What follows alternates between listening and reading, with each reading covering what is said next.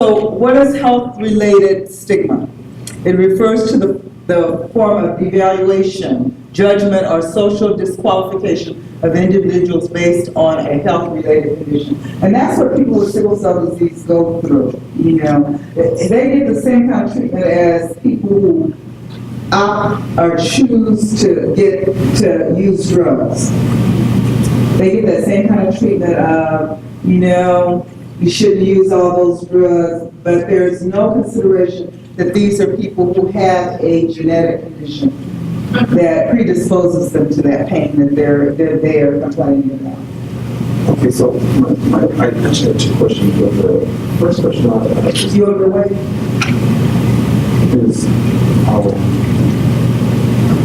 I just want to make sure I wasn't getting in trouble.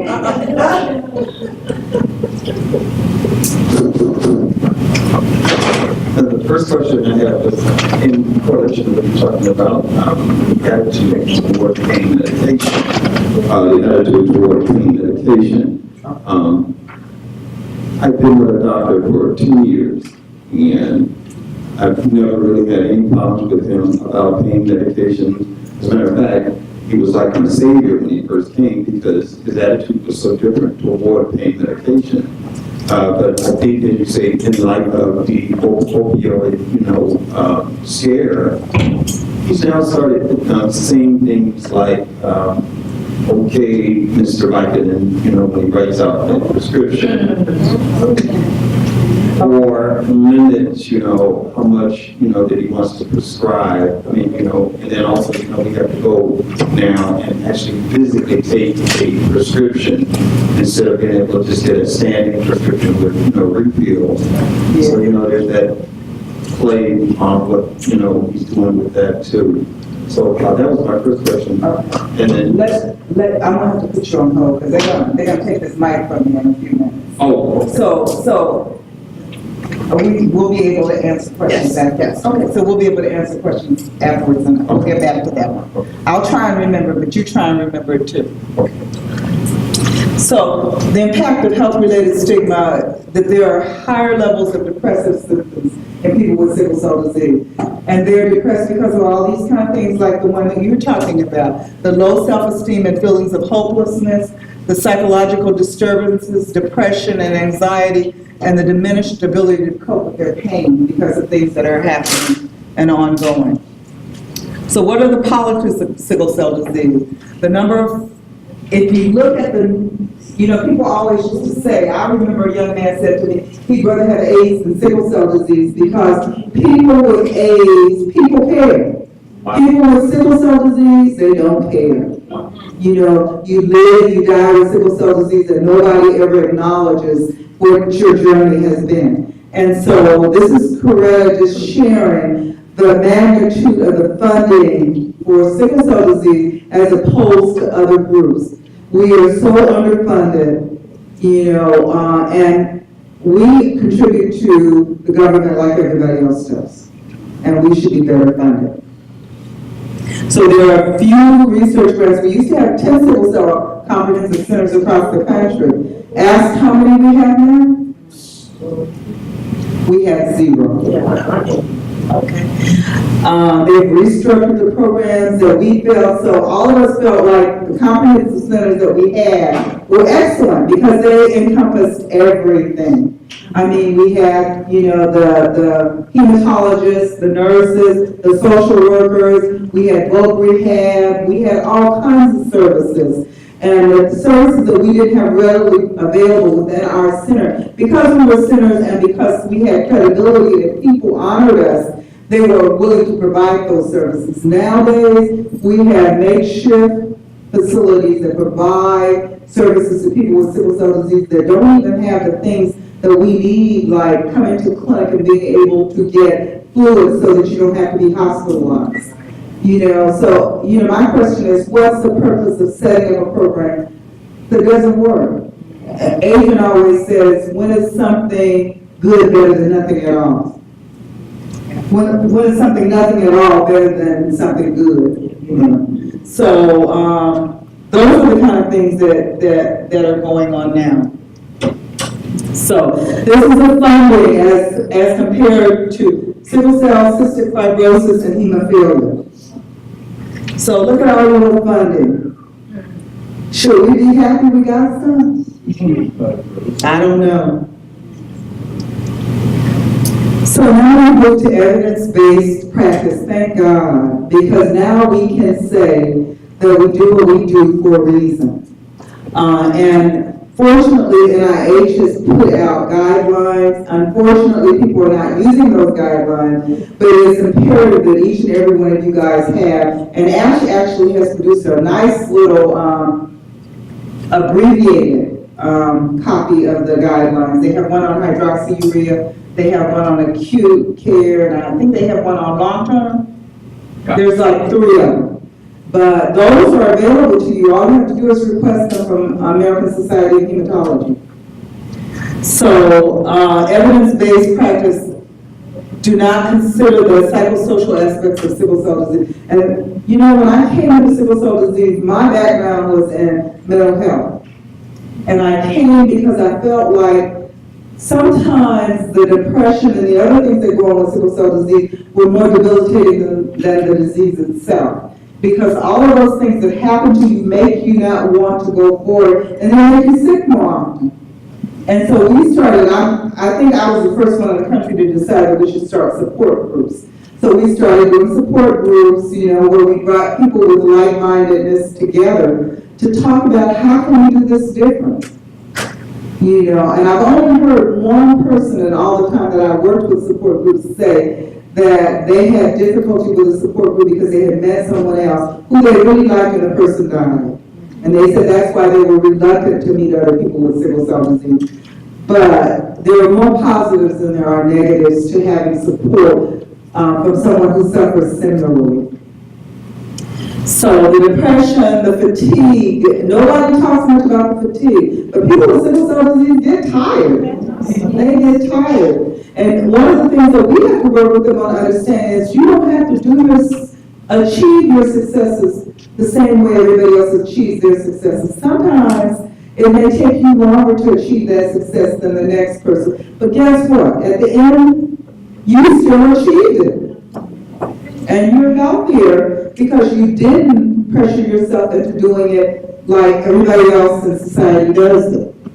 The health-related stigma makes people not share that they have sickle cell disease. And unfortunately, when they don't share, nobody else is invested in sickle cell disease because they think it's cured. I can remember when I first started working in sickle cell, 3 of my classmates that went through school with me became my patients. And I was like, you know, you used to be asking for school. I just thought you just didn't have to come to school. I never knew they had sickle cell disease. So that there are so many people that have no idea what sickle cell disease is, number one, and what sickle cell disease entails, you know, and who has sickle cell disease? You know, we were at a hotel in Washington, D.C., and the guy in the front desk gave us so much favor, and then he said, I told him we were there to do sickle cell work, and then he said to me the day I was checking out, he said, you know, my brother died, he had sickle cell. But he never shared that until the day we were checking out. And there are so many people who are connected. This is a whole connected world that's disconnected, and we somehow have to reconnect so that we can make a difference in sickle cell. That's right, yes. So the public, the healthcare providers, social support, when we ask people to help us raise funds for sickle cell disease, when we ask our celebrities, they are so difficult to get involved. We need to do some social kind of things that make them know that they're part of this whole community. Education, employment, all of those things are affected by sickle cell disease. And we are now trying to do work to demonstrate so that we can teach others about how these things affect people with sickle cell disease. So wraparound care, a philosophy of care and defined planning process. So the child and the family, you're a child no matter how old you are to your family. should have all of these things. They should have team-based care. They should have strengths. You know, we should be promoting independence. We just need to have a better outcome. And the only way we're going to have a good outcome is if we integrate everything so that we provide good services to people with sickle cell disease. Our communities need to buy into this. So in summary, we're challenged by the intersection of culture and politics.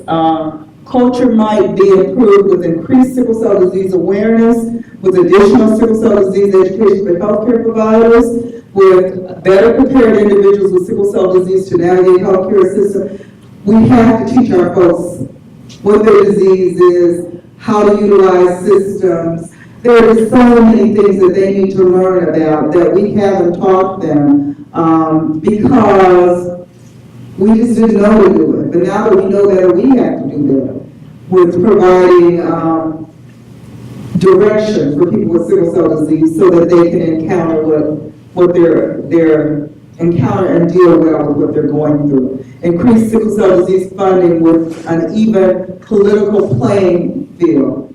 We really need to somehow make them understand that they need to fund sickle cell disease better. I know it's only 100,000 patients, but it affects more than 100,000 people because it affects every family member and it affects our communities. The goal is comprehensive wraparound care. The summary for nurses should care for the whole patient, not just a portion of the patient. They should be able to listen as we communicate what people with sickle cell disease need. They should advocate for vulnerable, underserved patients. They should believe the pain is what the patient says it is and occurs when the patient says it does. They should be on the forefronts of creating and using better patient care and evidence-based policies. It's time for nursing to make a difference in the lives of patients living with sickle cell disease. The summary from a sickle cell warrior, many of you don't know that recently in LA, we had a big sickle cell warrior meeting that was incredible. You know, they are doing profound things along with another group that's working closely with them.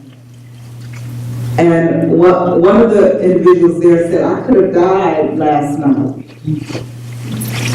So those are just some of the things that we're dealing with people with sickle cell disease as we voyage through life with those folks. And trying to help people to better understand what we can do and what they can do to help us to make things better for people with sickle cell disease. They deserve it. They suffered a long time. This is the best I've seen since I've been on board working in sickle cell disease, and I'm hopeful that things will get even better in months and years to come. So I want to thank you.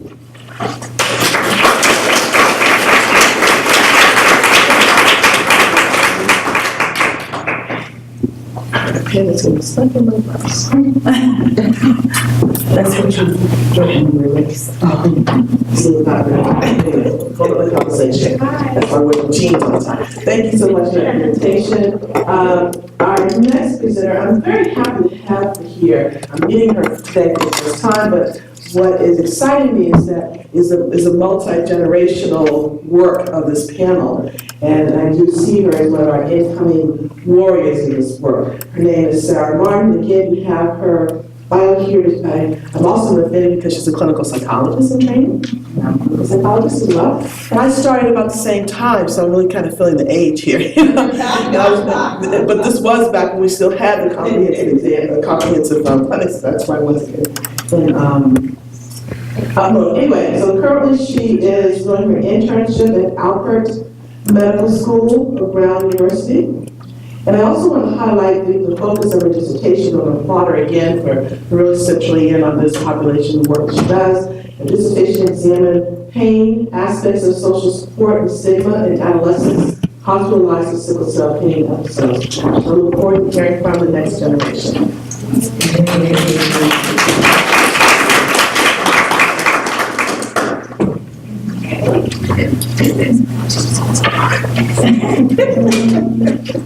It's our It's on. Yes, ma'am. I like to talk with my hands, so I apologize. So just an update, I did just finish my clinical internship at Brown in Providence. Yay! Congratulations! And was very excited to accept a postdoc working at UCLA with Dr. Lonnie Seltzer. Well, hello, Dr. Martin! Really excited about that. Excited to join this community, and I joined her team to work on a study looking at pain in sickle cell disease and pediatric sickle cell disease. So if I get to the end of, I have a lot to talk about today, if I get to the end, I can talk more in detail about that study. But just a little bit about me and how I got interested in working with patients with sickle cell. So I did my graduate school psychology training in Atlanta at the Children's Healthcare of Atlanta. And we have to do clinical practicum in the hospital. And prior to starting graduate school, I was interested in pain. Knew a little bit about sickle cell, but not much. And my clinical practicum was mostly in the hem-onc population. And I quickly learned a lot about sickle cell disease. CHOA, Children's Healthcare of Atlanta, has one of the largest sickle cell populations in the country. So we have, and this might not be extremely accurate, but somewhere around 1,500 pediatric patients come through the 3 hospital campuses that are there in Atlanta. And so worked a lot with patients and families. And we talked a lot about this yesterday, and I really saw the difference, the unfortunate disparity in treatment. I mean, these kids were getting treated right next door to kids with cancer, both of which need a lot of medical attention, a lot of care, but you definitely saw a disparity in the treatment, the stigma, some unfortunate discrimination in the patients with sickle cell disease, and that really opened my eyes, and I didn't like that very much, and I wanted to do more work with this population to help and figure out how we can educate clinicians, providers, public, to help this population, because it is a population that's in a lot of pain, that has a lot of negative psychosocial effects. So my background is in psychology, pediatric psychology. I'm going to talk about pain today. I'm going to just give an overview of pain processes, talk about acute and chronic pain in sickle cell disease, and get into some potential treatment for chronic pain for sickle cell. So what is pain? Back in the mid-1600s, it was a new theory of pain was proposed.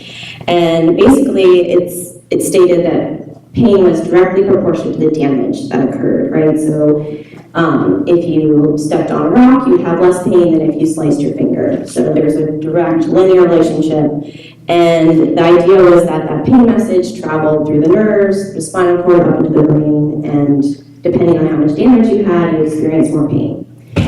That theory held true for a really long time, and not until the 1960s did researchers think that they could do better, and they started seeing things that didn't make sense. So if the first theory was true, then why did pain perception differ across individuals? Why did some people experience more pain with the same injury? Why were there people experiencing pain when they couldn't find an injury? Why were people with who were amputees experiencing pain in a limb that no longer existed? So there was something else going on.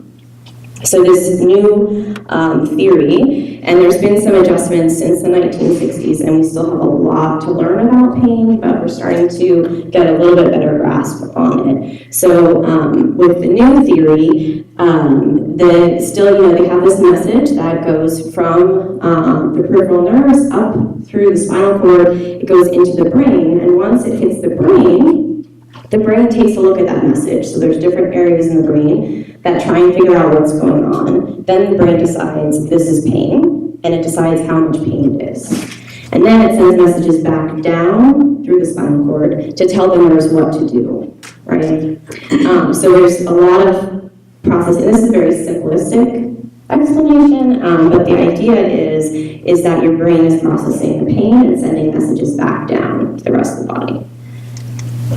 And this is just a more focused in on the pain pathways in the brain. And this is even a summary, so there are also some other areas of the brain that are involved in pain processing. And I feel like every month, every year, we're learning more and more. And the big point here is that pain is processed in the brain. The experience of pain is produced by the brain, which is weird because when you're in pain, you feel it in a part of your body, right? You don't feel it in your head. But the pain message is coming from your brain, and it's based on a lot of factors. So it's based on your experience, your context, the amount of damage or inflammation, the messages that the nerves are sending, and the meaning. So it's a danger mechanism. So your brain is trying to keep you out of danger, and pain is a sign of danger. So if your brain thinks you're in pain, it's going to send alarms, right? It's an alarm system, as it should. It wants to protect you. And there's a lot of, I'm glad Dr. Jackson, you brought up some of the points you did in your introduction, because a lot of these processes overlap with other things. So with mood, behavior, the prefrontal cortex is really important with executive functioning, managing behavior, attention, and if you think about that in the context of ADHD and focusing, if that part of your brain is overwhelmed with a lot of pain, it's going to affect how you concentrate, how you manage things. There's a lot of overlap here. So now transitioning into acute and chronic pain in sickle cell disease. So vaso-occlusion is a leading cause of pain in sickle cell.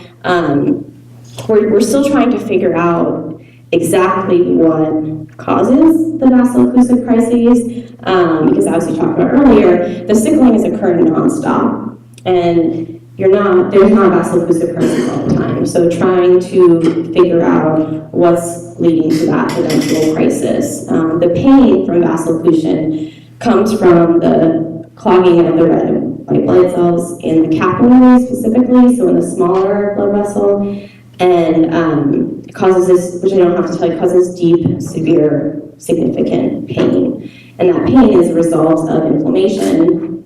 Inflammation sends messages out to your brain says, I know what this is extremely dangerous, and you experience the pain. Potential triggers include temperature, really cold temperatures, abrupt changes in temperature, wind, low oxygen in the air, dehydration, low vitamin D. Pain and even stress can actually cause that as well. Yes. And they're doing actually, and I'll get to this in a second too, Dr. Coates' team at Children's is doing a lot more to look at stress and pain causing vaso-occlusive crisis. So knowing that the vaso-occlusion often occurs in the capillaries, they're starting to look more at blood flow and blood vessel diameter. So if that capillary gets smaller, and the blood isn't going as fast through there, there's more chance for those cells to get entangled in that area. And that may play a role in crises. So just before I get to the next slide, just a quick overview of autonomic nervous system. So there's two parts, the parasympathetic and the sympathetic. The sympathetic is like our fight or flight, something's wrong. The parasympathetic is the relax, it's kind of the regulator, it helps you calm down, lets you know everything's okay. This is a very simplistic slide of all the functions of these two systems, but just to draw your attention to, so for sympathetic, that relates to vasoconstriction. Parasympathetic, vasodilation. So that can play an important role in pain and pain crises in sickle cell. And so just kind of going over this quickly, I've kind of already alluded to these facts. So you see a visual image here. We know that vaso-occlusive crises vary across patients. They vary in intensity, they vary in frequency. So we're trying to figure out what's causing more crises in some people and less in others. And we know there's lots of reasons for that. Patients also differ in their stress responsivity. So some recent work that Dr. Coates has contributed to has seen that patients with sickle cell disease, their sympathetic nervous system reacts quicker and lasts longer than patients without sickle cell. So they vasoconstrict quicker and they stay vasoconstricted, so the blood vessel stays more narrow for longer. And that can put them at risk for more pain and more vaso-occlusion. So during that pain and stress, your body's activated, you're in pain, something stressful is going on, that sympathetic nervous system brake goes off, right? So the gas is on, the brake is off. So now going into chronic pain in sickle cell. And just in the last decade, I think researchers and clinicians are paying more attention to this. although it's interesting, I did a lot of my clinical training in Atlanta at Children's Healthcare Atlanta, and then did my residency up at Brown, and they don't have a large sickle cell population there, and the pediatric patients that did come through, I'd often get consulted to see them as part of the psychology team because I had a history with them, and had to educate a lot of the doctors about a chronic pain presentation because they didn't understand why some of these patients with sickle cell had pain, but it wasn't vaso-occlusive pain. They didn't understand it. And I can't say that we necessarily understand it that well either, but at least we know it's there. The group I was working with in Atlanta, they just published a paper, and they looked at trying to define chronic pain in sickle cell in pediatric populations, and the definition that they came to is pain for at least 3 days a week per month for 3 months. And this is just something they're playing with. They're the first ones to kind of put it out there and test it. And 40% of their sample had chronic pain. Now, these are kids and teenagers. Other studies in adults have anywhere from 37 to 92% of the population that they sampled had more of a chronic pain presentation. And then in my dissertation, I looked at kids who were in the hospital for vaso-occlusive crisis, and 60% of those teens reported weekly pain for at least the last 3 months. It's a big problem. So what are the potential causes? So patients with sickle cell have a lot of damage going on all the time, right? So this vaso-occlusion causes a lot of damage to their blood vessels. They have edema, ischemia. There's a lot of secondary damage from these crises, and that can aggravate the nerves. It can change what more research has been doing now is seeing how it changes peripheral and central nervous system processes. So what's going on in your veins, what's going on in your brain.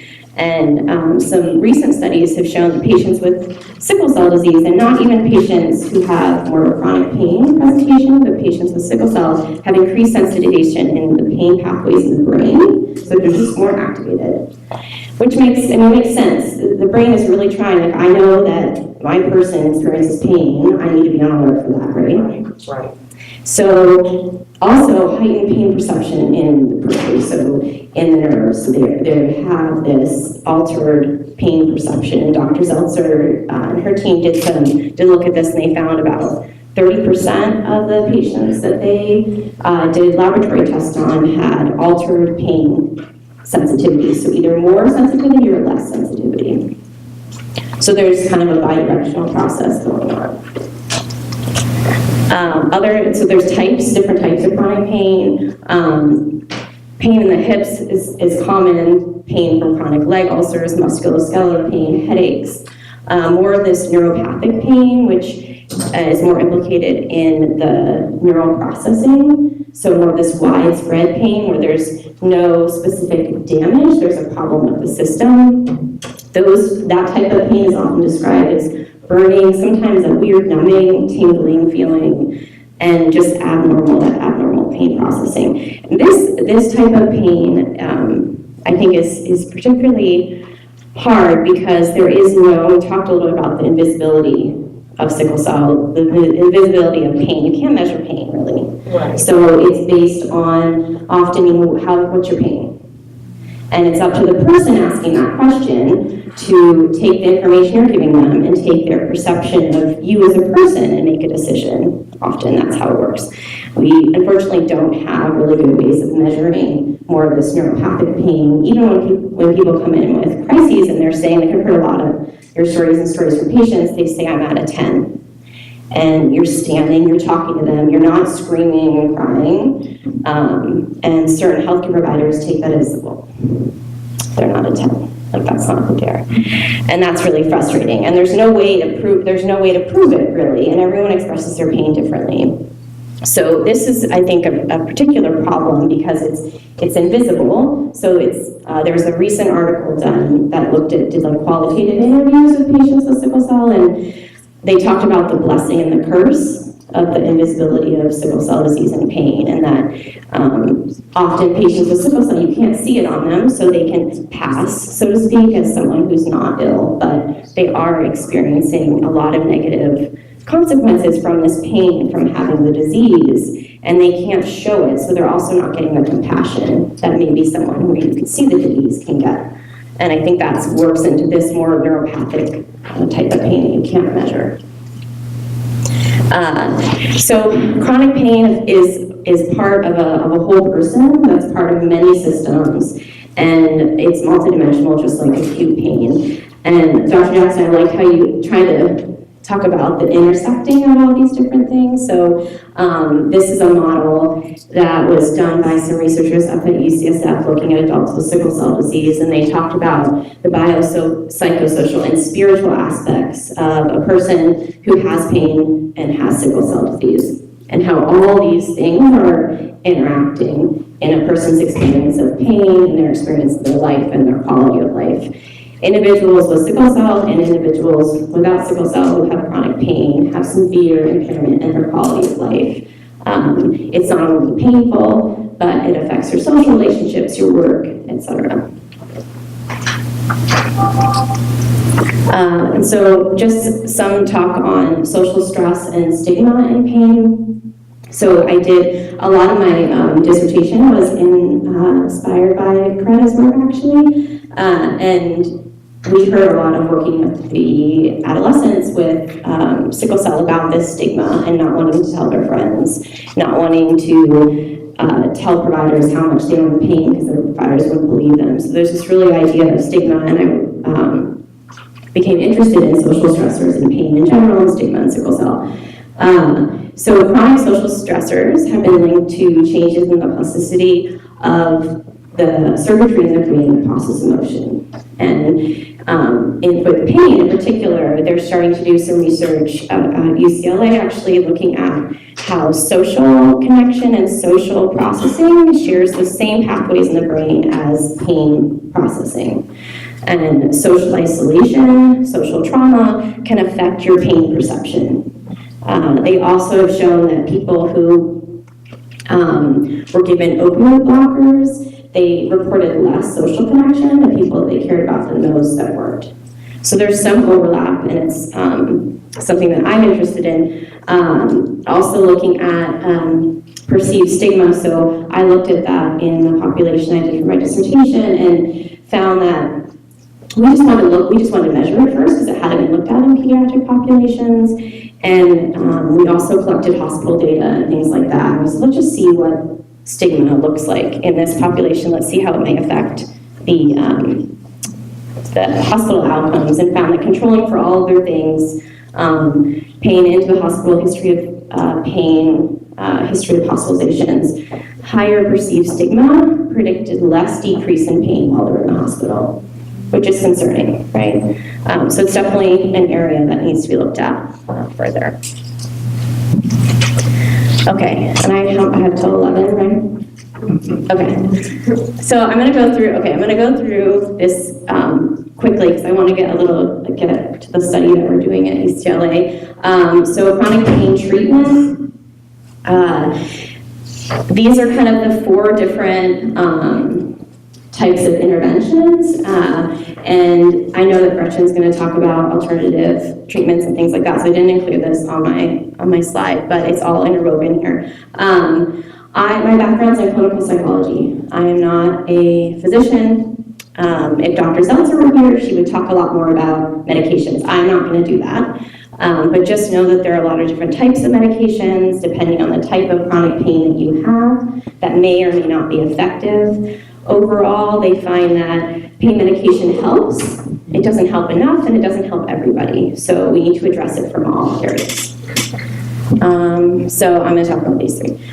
Okay, let me see. Okay, so education is really important, so educating people about pain, educating that all pain is real, that what we're feeling is real regardless of the cause, whether you broke a bone, whether it's neuropathic pain, whether you're in a pain crisis. All pain is psychological, all pain is social. when those areas of your lives are strained, that affects how your pain is processed and vice versa. Pain is a warning signal, right? We talked about this a little bit. We want to turn down the alarm, or we want to strengthen the areas of the brain to help have a more positive impact. So strengthen, support, mood, well-being, all those things. When explaining this to patients, I often use kind of metaphors about an alarm system that has gone awry, there's something wrong with the system, and this is more of a chronic neuropathic pain presentation, and how our brain is really trying to protect us, but is sending us the wrong messages and actually working against us. And one of the teams that I was working with was really into this education and really got into it. He was convinced that his brain was really dumb. And I tried to explain that actually his brain is trying to be really smart, so it's really trying hard to protect him, but it's doing it in a different way. And so he would have to do things to kind of retrain the other areas of the brain to turn down that alarm, if that makes sense. And then educational processes go both ways. So it's really important for clinicians and providers to learn from their patients, learn about their experiences, and treat that person, not necessarily say, oh, it's pain, I know what to do, but you really have to listen to the patients and understand their experience.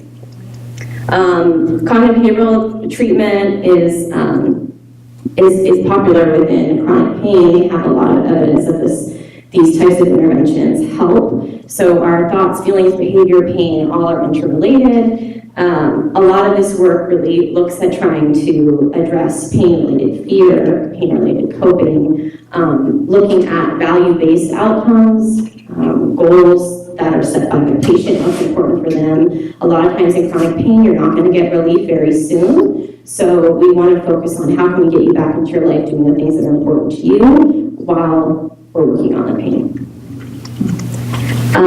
Lifestyle is definitely important. Sleep is a really, really big thing. Sleep can affect pain, especially in chronic pain. So people with poor sleep may have worse pain the next day. Activity level, you don't want to be overactive because then you're going to have a flare-up. You kind of want to